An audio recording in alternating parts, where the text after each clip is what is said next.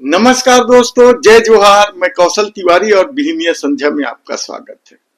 छत्तीसगढ़ में सरकार के रवैये को लेकर एक बड़ा सवाल है, खासकर युवाओं के मामले को लेकर। हम अपना अधिकार मांगते हैं, नहीं किसी से भीख मांगते। हम अपना अधिकार मांगते हैं, नहीं किसी से भीख मांगते। सरकार होश में आओ, सरकार होश में आओ, शिक्षा मंत्री होश में आओ, शिक्षा मंत्री होश में आओ, नियुक्ति दो। छत्तीसगढ़ में युवाओं की स्थिति बेहद नाजुक होते चले जा रही है।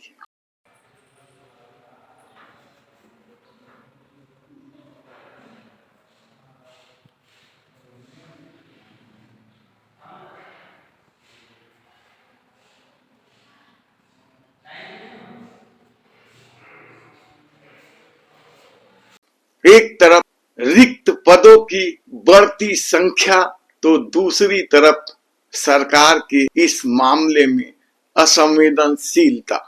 छत्तीसगढ़ में बेरोजगारी एक बड़ा मुद्दा बनते जा रहा है। हालत ये है कि युवा अपने को खत्म करने पर आमदा है, लेकिन सरकार सुनने को तैयार नहीं है। छत्तीसगढ़ में सरकारी आंकड़े क्या कहते हैं, ये एक अलग सवाल है, लेकिन हकीकत तो ये है कि रिक्त पदों की संख्या लगातार बढ़ रही है और यह संख्या लगभग 1.5 लाख से 2 लाख के बीच बताई जा रही है, जिसमें अकेले शिक्षा विभाग में ही 45,000 से ज्यादा पद रिक्त हैं। तो पुलिस विभाग में भी रिक्त पदों की संख्या लगातार बढ़ रही है।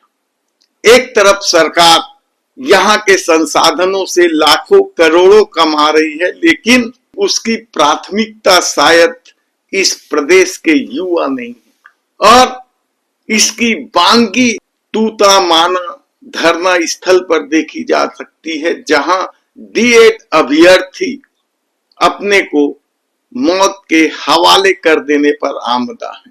पिछले 24 दिसंबर से तूतामाना में डीएड अभ्यर्थी आंदोलनरत है। अनिश्चितकालीन हड़ताल धरना प्रदर्शन के बाद अब आमरण अनशन भूख हड़ताल।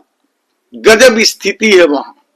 बच्चे एक एक करके या युवा एक एक करके अस्पताल जाने लगे हैं। बेहद नाजुक स्थिति है, सरकार सुनने को तैयार नहीं है। यदि छत्तीसगढ़ में डीएड अभ्यर्थियों की ये स्थिति है, लंबी लड़ाई लड़कर वे जीत हासिल किए हैं, हाई कोर्ट सुप्रीम कोर्ट तक गए थे अपने हक के लिए, और सुप्रीम कोर्ट के फैसले के बाद भी यदि उन्हें न्याय नहीं मिल रहा है तो आप समझिए कि सरकार की प्राथमिकता क्या है। बीएड अभ्यर्थियों की अपनी चिंता है, लेकिन आज हम बात कर रहे हैं डीएड अभ्यर्थियों की। सुप्रीम कोर्ट से जीतने के बाद डीएड अभ्यर्थियों को उम्मीद थी कि यह सरकार उनकी बात सुनेगी, लेकिन सरकार ने 2-3 काउंसलिंग करने के बाद अचानक भर्ती रोक दी।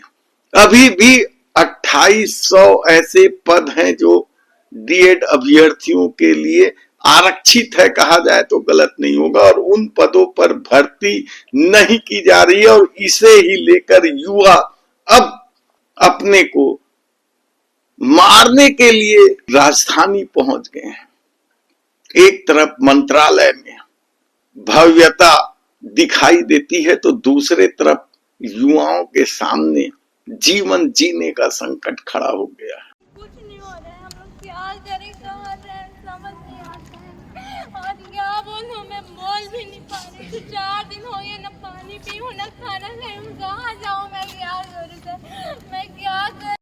आपका काम खत्म होगा, काम घर आओगे पड़े तो मम्मी क्यों आप यहाँ बैठे हो, जाके कुछ खाए नहीं हो क्या, रो रो के फोन करती है। मैं कब सुनेगी सरकार, कब, क्या हम मर जाएंगे तब सुनेगी। हम लोग बहुत परेशान है सर, 3 साल से बहुत तकलीफ है हमको। हम बस यही चाहते हैं। किस किस तरह से युवा आंदोलन कर रहे हैं इस प्रदेश के, यह किसी से छिपा नहीं। भर्ती परीक्षाओं की क्या स्थिति है यह भी किसी से छिपा नहीं, और सरकार का क्या रवैया है यह भी किसी से छिपा नहीं है। किस तरीके से युक्ति युक्तकरण की आड़ में स्कूलों को बर्बाद किया गया, युवाओं के सामने बेरोजगारी का संकट खड़ा किया, यह भी किसी से छिपा नहीं है। चुनाव के पहले यानी सत्ता हासिल करने के पहले मोदी की गारंटी थी कि 57,000 शिक्षकों की भर्ती करेंगे। यानी सरकार के आंकड़े कुछ भी कहे, लेकिन भारतीय जनता पार्टी के आंकड़े तो बता ही रही थी कि यहाँ 57,000 पद रिक्त हैं शिक्षकों के। युक्ति युक्तकरण के बाद भी यह स्थिति सुधरी नहीं है। हालांकि सरकार का दावा है कि 10, 20, 30 हजार ही पद रिक्त हैं जो आंकड़े हैं, लेकिन हकीकत में अभी भी 50,000 से अधिक पद रिक्त हैं स्कूलों में। और ऐसी स्थिति में सबसे बुरी स्थिति तो प्राइमरी स्कूलों की है। जिले दर जिले यदि आप आंकड़े देखेंगे तो चौंक जाएंगे कि किस तरीके से युक्ति युक्तकरण के बाद भी हर जिले में हजारों पद रिक्त हैं। तो पद 50,000 से अधिक रिक्त है और भर्ती शुरू करने की घोषणा सरकार करती है 4708 पद के, वह भी शुरू नहीं हुई है। तब कॉलेजों की स्थिति में 2169 पद खाली हैं, भर्ती की घोषणा करती है 600 की। सोचो सरकार किस तरीके का खेल खेल रही है इस प्रदेश के युवाओं के साथ। और दूसरी तरफ संसाधनों के माध्यम से मनमाने पैसे कमा रही है। जीएसटी से भी छत्तीसगढ़ की आय बेतहाशा हो रही है, यानी महंगाई की मार भी छत्तीसगढ़ के लोग भुगत रहे हैं। जल जंगल जमीन की अपनी लड़ाई है, लेकिन जिस तरीके से संसाधनों को उद्योगपतियों को सौंपा जा रहा है और उससे कमाई कर रही है, तो क्या वह कमाई सिर्फ सत्ता में बने रहने के लिए है या सत्ता में मजे लूटने के लिए है? आप खुद सोचिए कि क्या किस स्थिति में छत्तीसगढ़ को डाल दिया गया है पिछले 2 सालों से। यानी जब से यह सरकार आई है, विष्णुदेव साय की सरकार आई है, युवाओं के सामने नए तरह का संकट खड़ा हो गया। हम दूसरी योजनाओं की बात नहीं कर रहे हैं। बढ़ते अपराध, बिगड़ती कानून व्यवस्था, किसानों के साथ अन्याय, ये एक अलग कहानी है। लेकिन आज हम बात कर रहे हैं सिर्फ इस प्रदेश के युवाओं के, जिनका पहला हक है नौकरी का, लेकिन दूसरे प्रदेश के युवाओं को प्राथमिकता देने का काम करती है यदि यह सरकार, तब समझिए कि आखिर छत्तीसगढ़िया जाएंगे कहां। और अब तो यह भी सुनने में मिल रहा है कि मर जाओ नौकरी नहीं देंगे। क्या यह नीति रीति अच्छी बात है? यदि ऐसा है तो इस तरह की खबरों की हम पुष्टि नहीं करते हैं, लेकिन जो चर्चा है युवाओं के बीच, जो चर्चा है मरने अपने को होम कर देने में लगे डीएड अभ्यर्थियों के बीच, वो यही है कि सरकार के तरफ से या कई नेताओं के तरफ से यह कहा जाने लगा है कि मर जाओ नौकरी नहीं देंगे। तब ऐसी परिस्थिति में युवाओं के सामने भविष्य की चिंता तो है ही है, सरकार के कामकाजों पर भी सवाल उठने लगे हैं।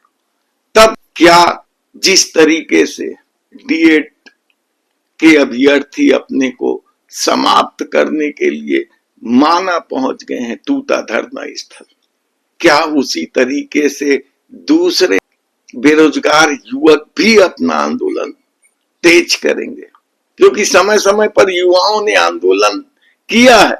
यानी आप सोच नहीं सकते कि जिस प्रदेश में 50,000 ऐसे युवा हैं प्रतिभाशाली, जिन्होंने पीएचडी की है, नेट पास किया है, सेट पास किया है, और पिछले 6 सालों से यदि भर्ती नहीं हो रही है और विभाग में पद खाली हो, तब क्या किया जा सकता है?